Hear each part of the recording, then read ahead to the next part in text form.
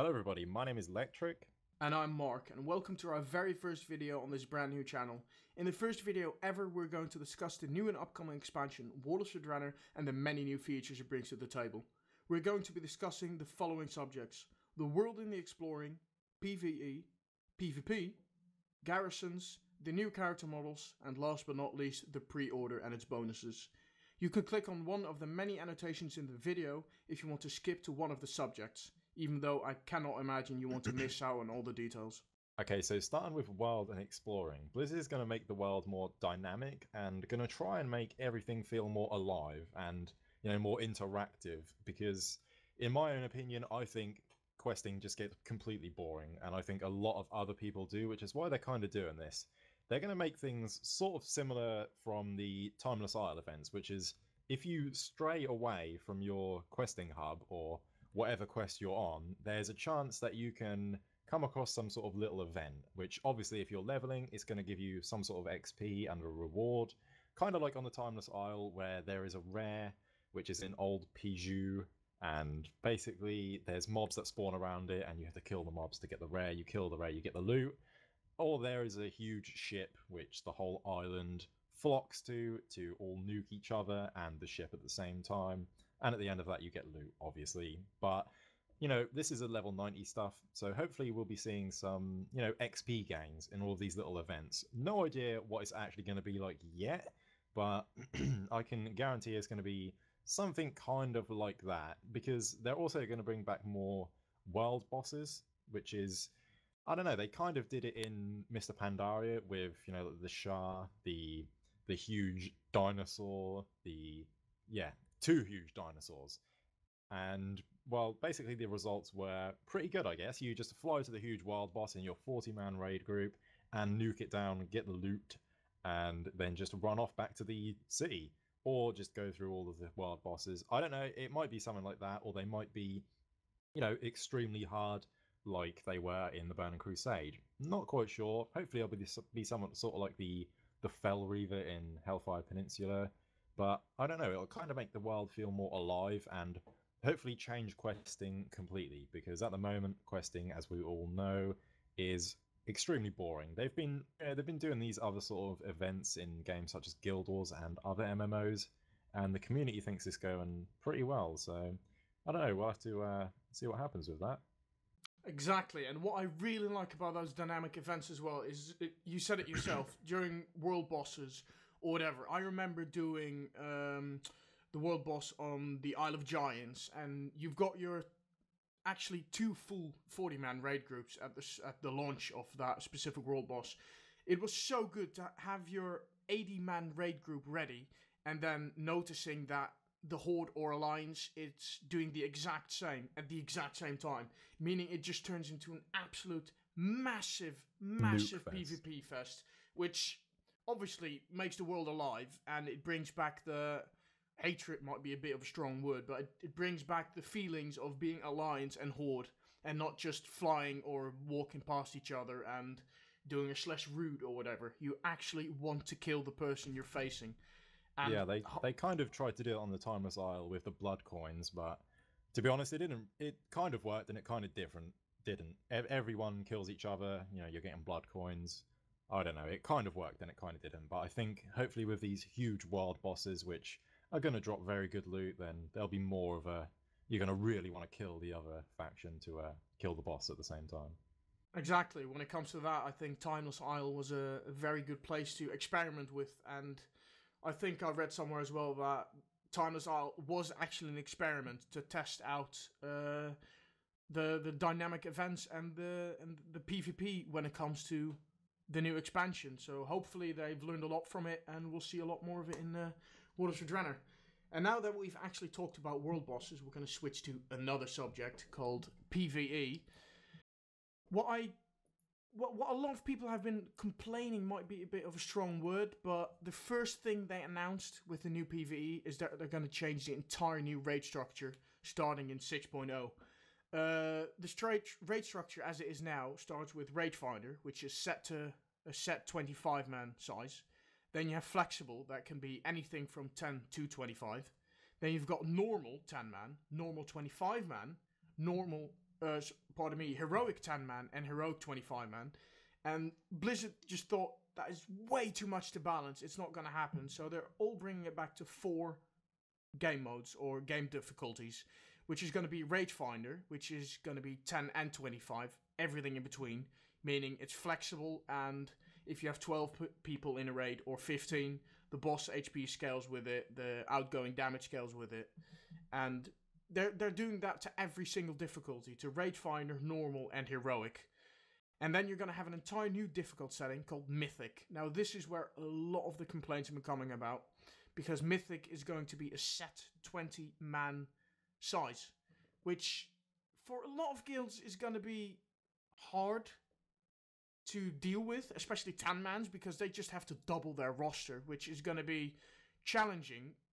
Probably not impossible, because if you're a real raider and you really want to, then you'll manage to do it anyway.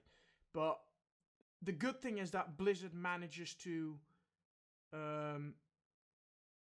put everything to the right difficulty. They don't have to scale 10 and 25-man anymore. They don't have to keep in mind specific setups for 10-man or 25-man. They can just do it for one specific setup, and they can just deal with it and focus on really good tactics, and not having to keep in mind again that, oh shit, yeah, oh, we have to keep 10-man in mind as well, where you only have 2 healers and you don't have a rogue with you or whatever. So hopefully that is going to work out for the best. It will probably work out for the best. A lot of adjusting, but hopefully it's all going to work out. And that's not the only thing that's going to change for PvE. Obviously, we're going to have the famous stat squish that people have been asking about, which is going to be, well, your stats are going to get squished. It's simple as that. If you had 100 stamina, you're now going to have 10 stamina, so to say. And you're not kind of running back around. To the Crusade era. Yep, you're not running around with 500k HP anymore. It's going to be was around terrible. Horrible, especially for PvP. I don't want to talk about it. But it's with that obviously comes back the healing changes as well. They're going to do that as well. As an example, most of the instant spells are gone now. Druids now have a 1.5 second cast time on Wild Growth, as an example. Mistweaver monks now have a 1.5 second cast time on Uplift. Paladins, World of Glory, Eternal Flame, it all has a cast time now. I don't know. You played a healer in PvP as well a bit. I don't know how you feel about that when it comes to PvP. PvP, well, we're going to be seeing a lot of changes in PvP. Yeah, like you say about the cast times, it's going to make everything a lot more challenging, especially Paladins. Paladins will run around, and same with Druids, exactly the same with Druids. Paladins and Druids are probably the hardest healers to kill at the moment, in my own opinion. I play an Enhancement Shaman, and for me, you know, Paladins are almost impossible to kill, but that's probably because I fail. Yeah, basically, there's not enough, you know, cast times. Everything is instant now. I don't know why, but it's overpowered as balls, so I'm not sure how that'll work, but the PvP changes are as follows. Before we actually go to that, I forgot something, let's be honest. One of the most important things as well is the gear is going to change on the spec you're in, meaning if you have strength and stamina, wrong example, if you're a druid healer, so to say, you have stamina and intellect on your gear, but if you need to respec, you can do that now without needing a second set of gear. Your primary gear will change to agility and intellect if you're a tanking druid, so to say. And with that comes a lot more flexibility. Your bags are not going to be full anymore, which is amazing. And I think one of the reasons they could do that as well now is because they're going to remove hit, expertise, dodge, and parry, which makes it gear easier to balance. And kind of makes everything a less of a grind as well, so you won't have to grind every single set of gear, if that makes sense. Obviously, it's not going to be Abyss. I mean, if you have Abyss gear and healing and respec to Feral, do not expect it's going to be Abyss gear. It's going to be viable, but it's not going to be your best in slot. So you still have to collect some gear, but that's only if you're going to fully reroll. If you need 5 healers on one fight and 6 healers on and on the other fight, then you can just respec. You don't need Biss just for that specific fight, which personally is amazing, because you're gonna have a lot more variety. If you're gonna get bored of something, you can reroll. You do not need to grind all your gear. You don't need to reforge. You don't need to do anything anymore to play the spec or class in a normal way. Yeah, Now, I'm not really sure what people think about that, because at the same time it's making everything a lot more easier. But then some people might like the fact of changing your gear and things like that, going on a big grind again. But you do get the people moaning every day about the game, about how easy it is and things now. So I'm not really sure how people feel about that. well, you can still grind for it if you want, I suppose. It's you still have to grind for your bis if you really want your bis gear that much. It's just going to be viable. So you're not going to have, as a raid, you're not going to have to be putting up with someone who does not have any healing gear. You need an extra healer for that fight.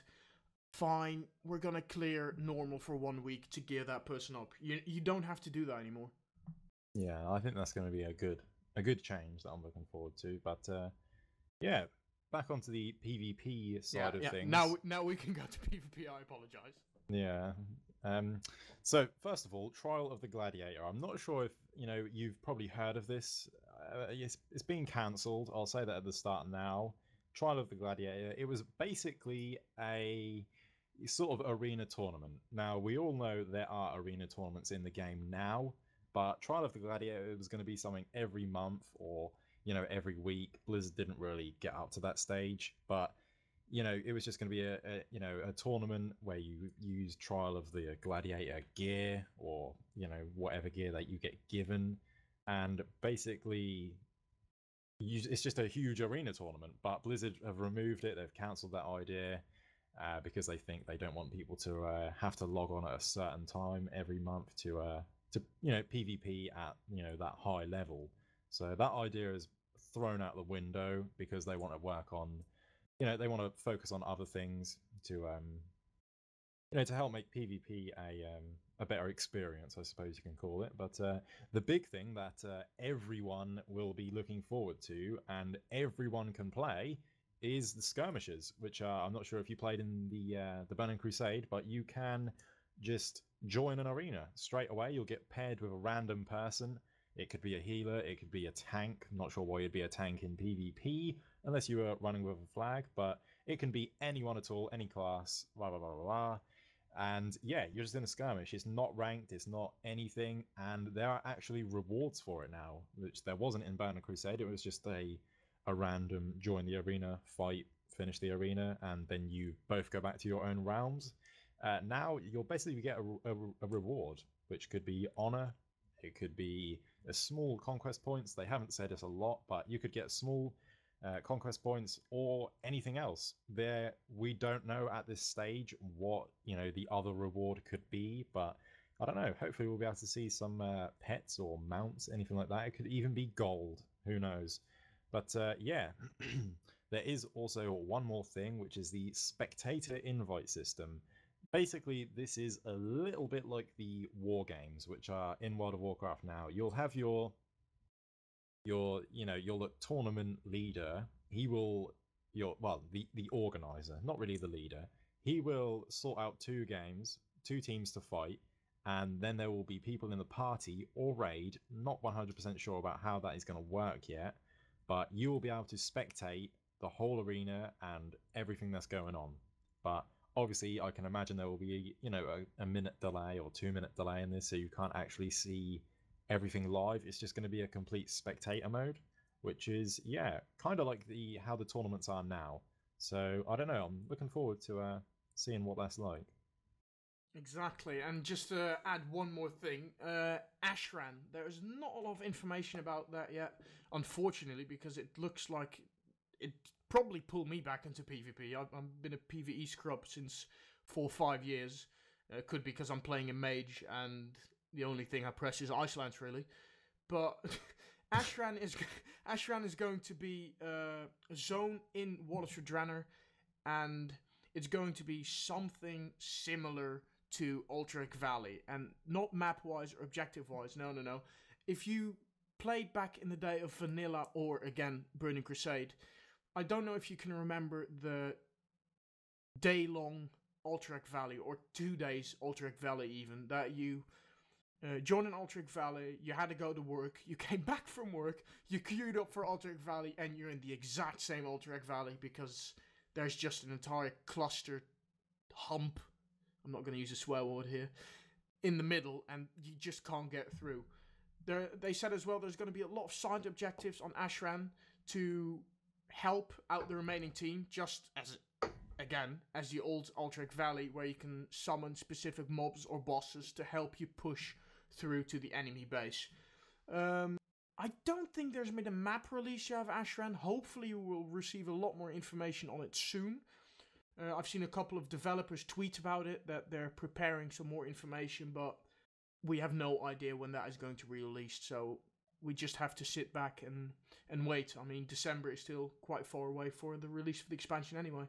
Yeah, I'm kind of looking forward to that as well. That seems like sort of like a winter grasp sort of thing, where you enter the zone and it's still in the world, but it's an actual PvP zone. You can't just fly over it when, you know, you're leveling or whatever. It's an actual PvP zone in the normal zone, kind of like how Wintergrasp was in Wrath of the Lich King. Exactly. So I'm really looking forward to that. Hopefully it'll bring me back to PvPing again. And obviously that we forgot to mention is that they're going to remove a lot of CCs in PvP, which I think is pretty good, because now it's all about CC and get burst down within a CC. And thank God they're going to change that, and hopefully it's going to bring World PvP back to the state it used to be as well, especially with the Connected Realms going on lately. Yeah, then, I agree.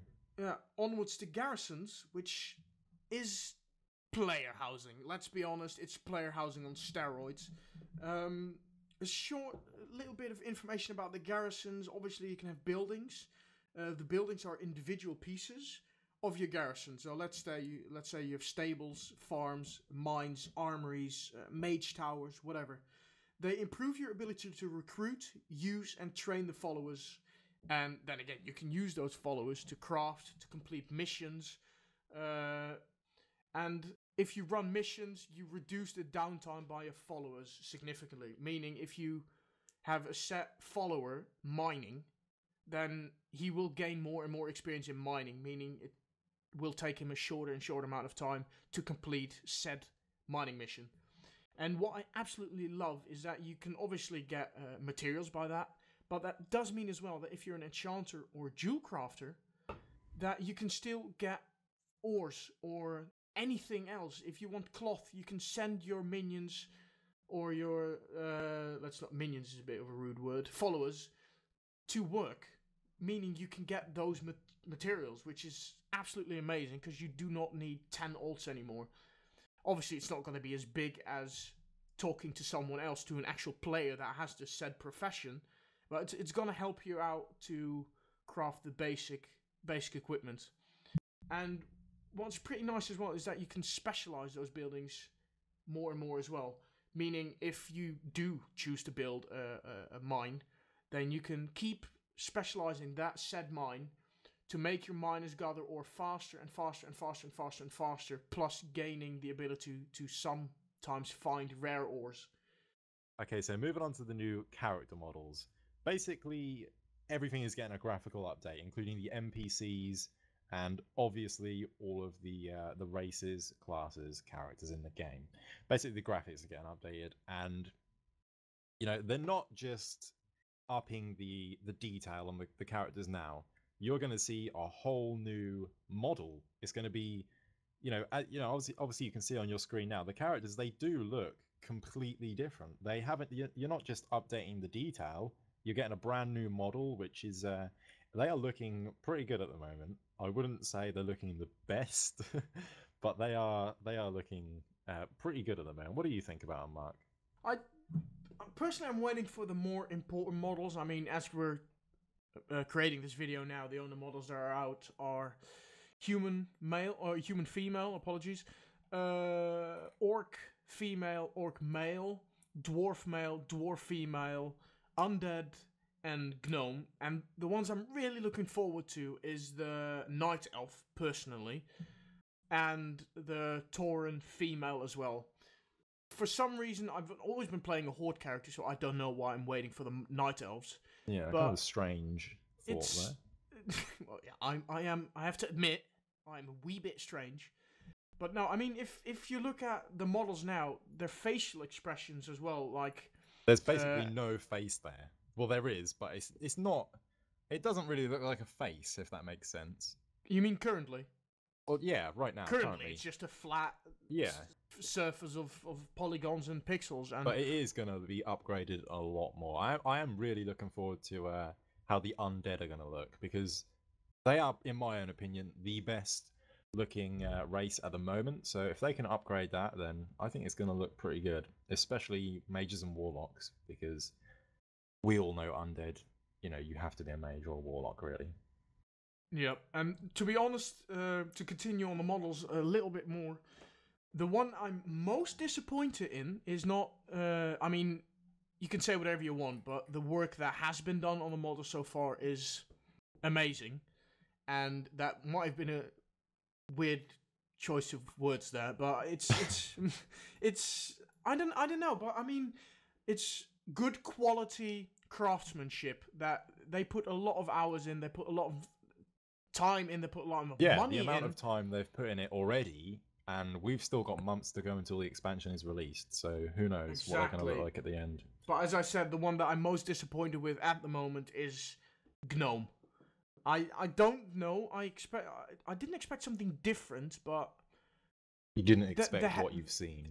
The head, no, somehow it does, but the head itself, the face and the structures, I somehow expected them. There's nothing special or anything about it. If you look at the orcs, they look savage. They look brute. They look like an orc. They look like an orc, exactly. And they look amazing. Maybe because I've only seen gnomes in World of Warcraft that I didn't really have anything to compensate it with. But as I meant, dwarves as well. The new model looks exactly how I want a dwarf to look like. Exactly. Yeah, I am quite a big fan of the dwarfs, but like you said, I don't know why you'd find a gnome in your parents' basement. So, before this video does get a little bit too long, the pre-purchase is up as we speak for Warlords of Draenor. Now. It's been out a couple of weeks now, I believe. Couple of weeks exactly. Yeah. So what's pretty nice, in my opinion, is that if you pre-purchase now, you will instantly, not a week, not a year, not an hour, you will instantly get a level 90 character boost. It doesn't matter if you buy the extended edition or the normal edition. If you pre-order it now, you will get an instant level 90. Which, personally, I think is pretty nice, because we've still got a couple of months to fill in between Warlords of Draenor, and it's a good idea, because if you wanted to play a different class in Warlords of Draenor, because you're now seeing all the changes, then now is your chance. You're getting a free level 90. You've got the time to gear it. You've got the time to learn it and everything. So it's a good idea. And like you didn't touch on it then. You don't specifically have to have a brand new level 90. If you have a character that is, say, over level 60, if it's 59, it won't work. It has to be 60 or over level 60. You can upgrade that character, and all of the professions on that character will instantly get a boost to 600. So if you have said professions learned. Yeah, if not, it will just go to level 90. Obviously, you don't have the recipes yet. Trust me, I found out the hard way. I had engineering and mining, engineering and blacksmithing, and I was level 90, and I was like, yeah, let's use those professions. And then I opened my spellbook, and my entire engineering tab was empty, and I was like, what is going on? So I went to the trainer, and I spent roughly half an hour clicking into learning all the new abilities. So don't think you've got every recipe. No, you still have to learn everything from the trainer. Yeah, and you still have to do a bit of work, which is understandable. The drops are not included either. You've just been given a free level 90 that you're not going to get everything through.